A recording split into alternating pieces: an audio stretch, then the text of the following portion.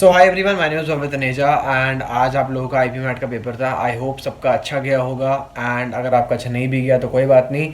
आज हम बात करने वाले हैं अमन से। अमन इज़ माय जूनियर। उसका भी आज पेपर था, वो भी अपना आईपी मैट का एग्ज़ाम लेके आया है। हालांकि उसने पूरा प्रिपेयर नहीं किया हुआ था अच्छे से, लेकिन he was preparing for his JEE exam because he is an engineering aspirant. Last में उसको मेरे से ही पता लगा था about I P M and that's why he went and gave his I P M exam today. So now over to you Aman. एक बार अपना एक्सपीरियंस बता कि आज तेरा एग्ज़ाम कैसा गया।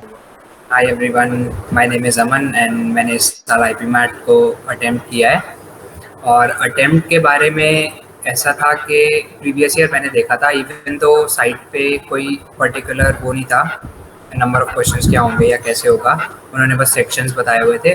बट प्रीवियस ईयर में जैसे आया था कि हम लोगों के पास क्वांटिटेटिव एनालिसिस, क्वांटिटेटिव एबिलिटी के अंदर शॉर्ट आंसर्स में 10 क्वेश्चंस थे। क्वांटिटेटिव एबिलिटी एमसीक्यू टाइप के अंदर we had 20 questions and verbal ability में 30 क्वेश्चंस थे हमारे पास। हर सेक्शन को अटेम्प्ट करने के लिए 30 मिनट्स थे।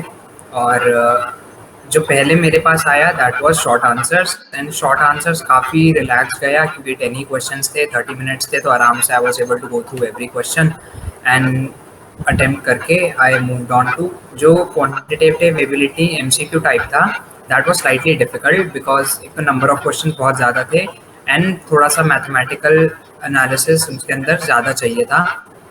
थोड़ा सा क्वेश्चंस को अटेम्प्ट करने के लिए टाइम ज़्यादा चाहिए था, तो इधर एलिमिनेट करना क्वेश्चंस को बहुत जल्दी बहुत इंपॉर्टेंट था। एंड उसके बाद तो वर्बल एबिलिटी था जिसके अंदर आपकी अगर रीडिंग स्पीड अच्छी है, आपकी अगर लैंग्वेज अच्छी है, आपकी लैंग्वेज स्ट्रॉन्ग है, तो आप काफ़ी आराम से उसको अटेम्प्ट कर पाते हैं। अच्छा, और अगर हम बात करें प्रिपरेशन की तो तूने कितना टाइम दिया था अपने एग्ज़ाम की प्रिपरेशन के लिए, यानी कि तूने कितने मंथ्स प्रिपेयर किया था बेसिकली अपने आई पी मैट एग्ज़ाम के लिए स्पेसिफिकली। सिंस मेरे पास साइंस थी तो मैं ज़्यादा टाइम नहीं दे पाया बिकॉज और भी एग्ज़ाम्स अराउंड थे, तो अप्रॉक्सीमेटली मैंने 1 मंथ के अराउंड दिया था जिसमें मैं रोज़ थोड़ा थोड़ा कर रहा था। एंड मैथमेटिक्स थोड़ा सा मेरे को एज मिल गया बिकॉज 11th 12th में मेरे पास मैथमेटिक्स थी एंड काफ़ी टॉपिक्स जो थे वो मिले हुए थे एंड एनटीएससी वगैरह इन सब चीज़ों की भी मैंने प्रैक्टिस करी थी पहले, तो थोड़ा सा रिलेटिव थी उनसे चीज़ें। और बाकी आई थिंक रही बात वर्बल एबिलिटी की, तो उसके अंदर इतना कुछ अलग से प्रिपेयर करने की ज़रूरत पड़ी नहीं। तो तूने जैसे बताया कि तू एक जेई एस्पिरेंट है, मतलब तू जेई की पढ़ाई कर रहा था ऑलरेडी 1 साल से। तो अब तेरे को क्या लगा कि क्या जेई की पढ़ाई करने से तेरे को आईपी मैट में आसानी हुई या कुछ रिलेशन है दोनों का? हाँ, ऑब्वियसली अगर आपके पास 11th और 12th के अंदर, मतलब जेई के अंदर भी बेसिकली 11th 12th की मैथमेटिक्स ही आती है एंड वो मैथमेटिक्स आने के बाद अगर आप थोड़ा सा कॉम्पिटिटिव लेवल पे उस तरीके के क्वेश्चंस को अटेम्प्ट करते हैं तो एक एनालिटिकल स्किल्स आपकी बनती हैं। लेकिन जेई और आईपी मैट के अंदर एक बहुत बड़ा जो डिफरेंस है वो टाइम का है।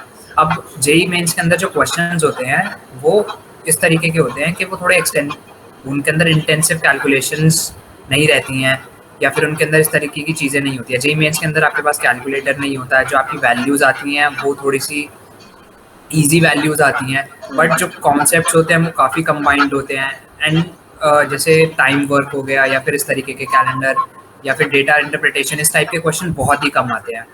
तो वहाँ पे थोड़ा सा मैथमेटिक्स जो होता है वो कैलकुलेशन ओरिएंटेड होता है, वो 3-4 चीज़ों की एप्लीकेशन एक चीज़ में ओरिएंट करने के लिए बारे में होता है।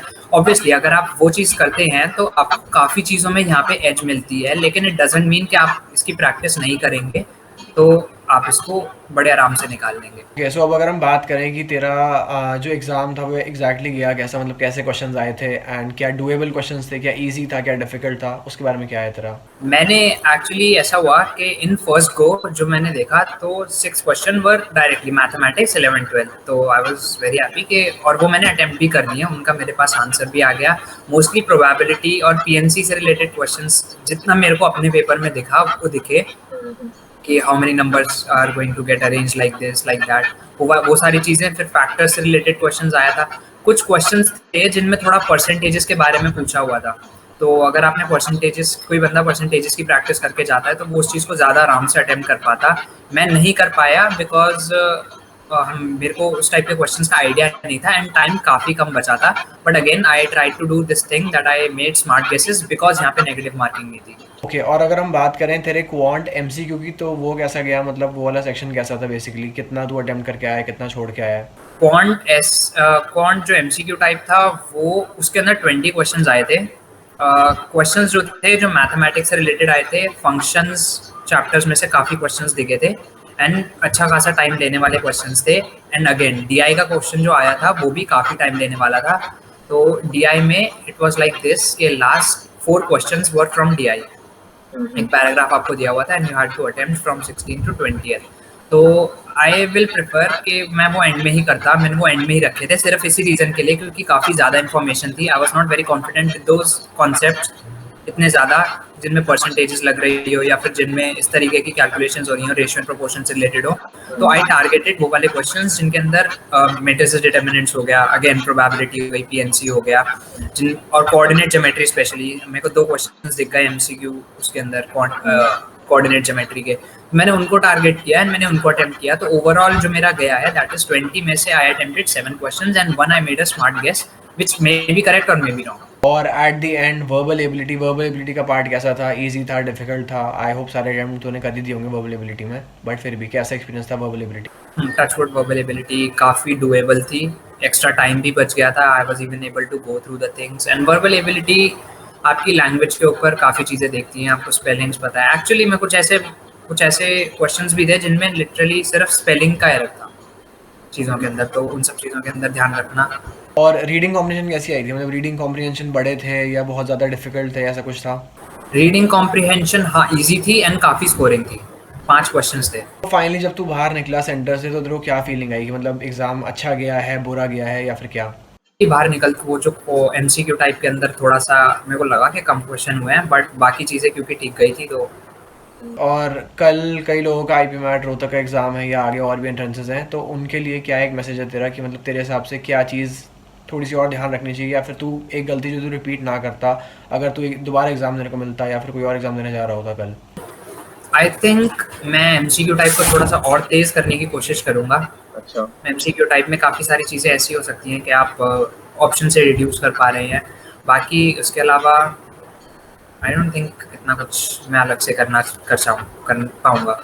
और अब तेरा फ्यूचर प्लान क्या है? मतलब तूने आईपी मैट का एग्ज़ाम दे दिया है, तू जेई के लिए प्रिपेयर कर रहा है, तो मतलब उसके बाद फ्यूचर में क्या सोचा हुआ है? आईपी मैट करना है या फिर जेई के लिए जाना है? डिपेंड्स ऑन द रिजल्ट्स कि कहाँ ज़्यादा अच्छी अपॉर्चुनिटीज़ मिलेंगी, कहाँ पे ज़्यादा चीज़ों को।